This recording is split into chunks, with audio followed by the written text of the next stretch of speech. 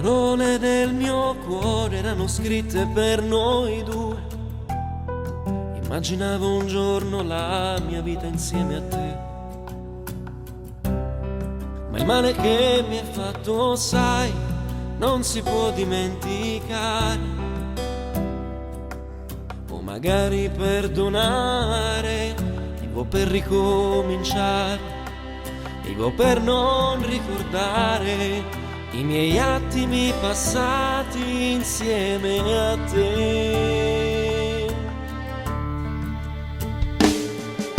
Immagina che un giorno sarò vivo senza te, dovrei solo perdonarmi e amarmi più di un re.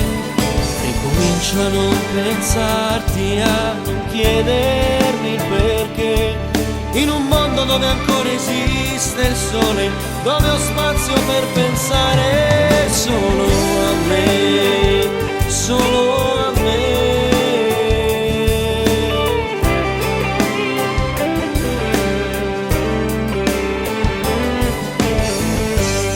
Saprò che il cuore rinascerà un'altra volta, l'amore si ricorderà di me ancora, perché non esiste al mondo più dolore, se il dolore che io provo non sei tu.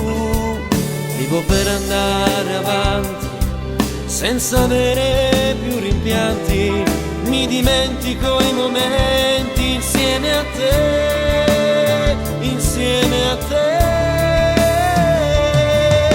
Immagina che un giorno sarò vivo senza te, dovrei solo perdonarmi e amarmi più di un re.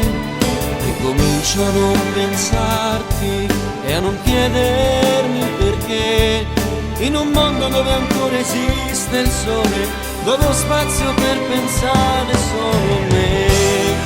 Ma ti immagini che un giorno ricomincio senza te, dovrei solo fare il duro in questo mondo e non perdermi, svanire nell'ipocrisia, amare e vivere senza di te. Preferisco perdonarmi e amarmi più di un re, più di un re.